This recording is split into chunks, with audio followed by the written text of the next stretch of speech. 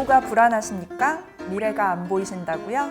뭘 좋아하실지 몰라서 이것저것 준비했습니다. 당신의 연금 우리가 구해드립니다. 구해줘 연금.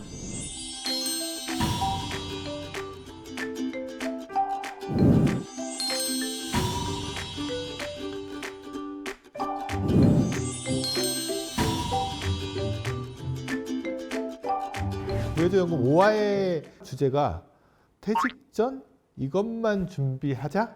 부제로 붙은 게 더 재밌어요. 연금 받으면서 투자도 하고 싶은데. 어떤 사연인지 좀 궁금한데 한번 보실까요? 네. 5화는 특별히 우리 동엽님에게 사연을 소개를 받아볼게요. 별걸 또 다 시키시고. 은퇴가 얼마 남지 않은 50대 직장인입니다. 이제 곧 저도 월급이 아닌 연금으로 생활해야 될 때가 오는데 예금에 넣어주고 이자만 받아 생활할 수 있으면 좋겠지만 그렇게 하기에는 금리가 너무 낮네요. 다만 1년이라도 연금을 더 받기 위해 투자도 생각을 해봤는데 또 무조건 주식으로 투자하기엔 손실이 클까 두렵습니다. 혹시 연금 받는 시기에 원금은 안 깨지고 수익은 최대한 낼 수 있는 방법은 없나요? 저 금융회사에 다니면서 이런 분들 제일 무섭습니다.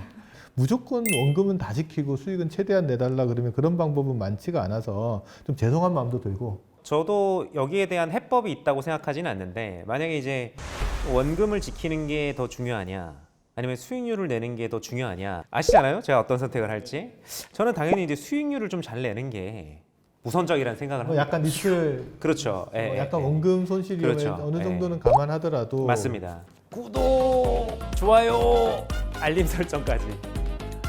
이 투자 수익을 올리려면 사실 주식과 같은 소위 위험 자산의 투자 비중이 아예 없을 수는 없어요. 어느 정도나 넣어야 될지가 고민인데 우리가 계속 돈을 적립을 해 나갈 수 있는 입장이고 앞으로 투자 기간이 여유가 많이 남았다고 하면 당연히 위험 자산의 비중이 높을수록 내가 기대할 수 있는 수익률이 올라갑니다. 그런데 인출하는 시기에는 주식 비중이 50을 넘어가는 순간에는 적립하는 시기만큼 기대 수익률이 올라가지 않는 과거 데이터를 보실 수가 있어요. 직장 생활할 때는 내가 좀 잃더라도 그 다음번에 또 투자할 수 있으니까. 근데 은퇴 생활이 딱 시작하는 순간에는 더 이상 돈이 유입되는 거는 없는 상황에서 투자를 해야 되니까 공격적으로 투자했다가 한번 자칫 어긋나 버리면 유입이 없으니까 그냥 디폴트가 나버리죠. 네. 하나 예시를 볼 건데요. 김 부장과 이 부장이 각각 3억 원을 가지고 매년 3천만 원씩 떼쓴다고 했을 때 과연 5년이 지나서 얼마의 잔여 금액이 남았을까를 확인할 수 있는 그래프가 있습니다. 김 부장은 처음에 22% 수익을 냈어요. 반면 마이너스 7%가 마지막 해에 났고요. 이 부장은 첫 해에는 마이너스 7%가 났지만 마지막인 5년 차에는 플러스 22% 수익이 났어요. 전체적으로 봤을 때는 김 부장과 이 부장 둘 다 연평균 7% 수익을 낸 겁니다. 그런데 인출한 금액까지 따져서 5년이 지났을 때 얼마가 남았는지를 살펴보니까 김 부장은 2억 6,300만 원, 이 부장은 2억 800만 원밖에 남지 않았어요. 약간 마법을 본 것 같은 느낌인데요. 주식 비중을 어느 정도 넣는 게 좋을지 우리 또 이게 동훈님이 답을 가지고 있을 것 같아요. 이거. 갑자기 또 이렇게 질문을 또 곤란하게 하시는데 약간 좀 아쉬운 예금 금리나 너무 변동성이 높은 주식 투자를 보완할 수 있는 그런 적격 투자처가 좀 있기는 있는 것 같아요. 어떤 거예요? 그게 뭐냐면 바로 인컴 수익에 투자를 하는 겁니다. 인컴 수익이라고 하는 게 뭐냐면 일반적으로 우리가 주식을 투자를 하면 보통 싸게 사서 비싸게 파는 그런 전략을 많이 생각을 하시잖아요. 저는 비싸게 그쵸? 사가 싸게 그렇죠. 보통 이제 거꾸로 가긴 하는데 어쨌든 주식도 배당을 주지 않습니까? 그렇죠. 예, 예. 네, 주식의 배당이 바로 인컴 소득입니다. 채권의 이자도 인컴 수익입니다. 그럼 부동산 임대 수익 같은 거는? 부동산 임대 수익도 인컴 수익입니다. 그러니까 자산을 보유한 상태에서 그렇습니다. 그 자산에서 고정적으로 발생되는 맞습니다. 일종의 수익을 우리가 그렇죠. 인컴이라고 이야기를 한다. 그렇다면 시장의 변동성에 노출이 되지 않겠죠.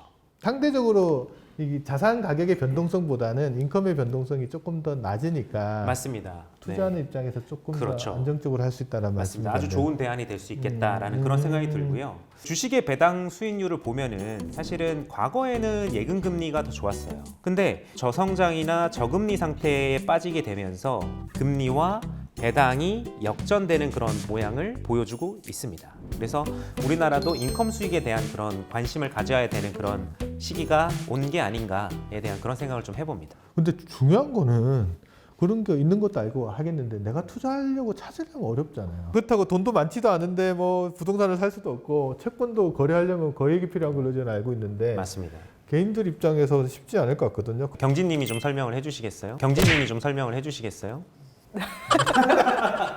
당연히 이 인컴이 좋은 투자 수단이 되기 때문에 인컴을 목표로 해서 투자하는 펀드가 있습니다. TIF, 타겟 인컴 펀드요.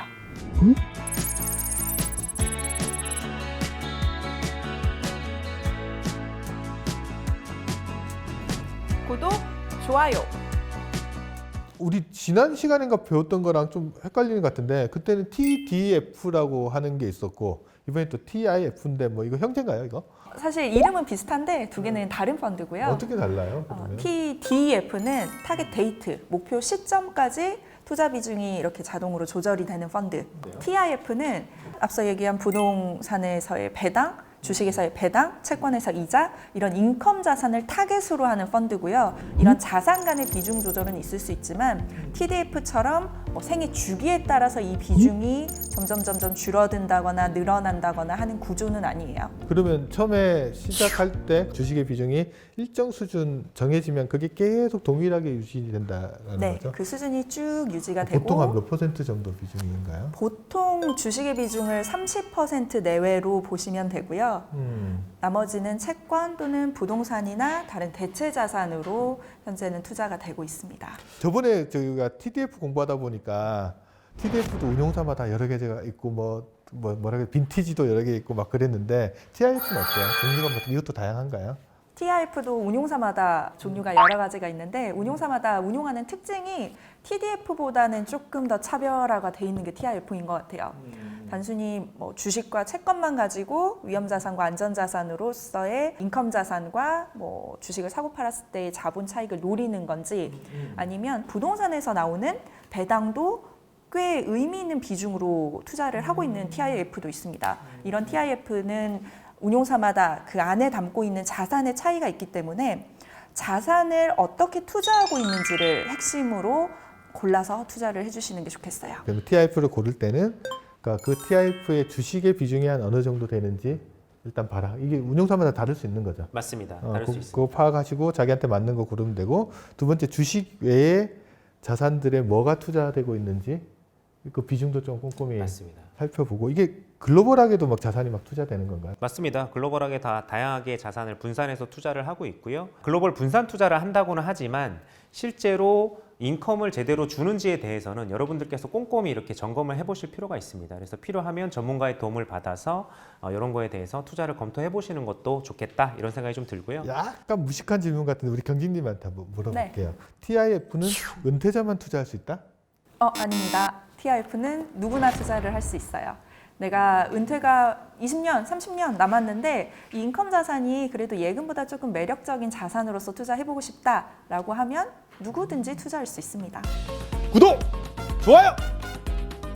저희가 뭐 5달 동안 진행을 하면서 나름 좀 덜 지루하게 해보려고 농담도 섞어서 하고 뭐 과한 말도 있고 그랬는데 다 좀 애정 있게 봐주시고요. 다양한 고민들 나눠주신 분들한테 일단 감사드리고 그분들 고민들이 이걸로 해서 조금이라도 좀 해소가 됐으면 하는 저희 기대도 좀 있습니다. 동훈님 간단하게 소감 한번.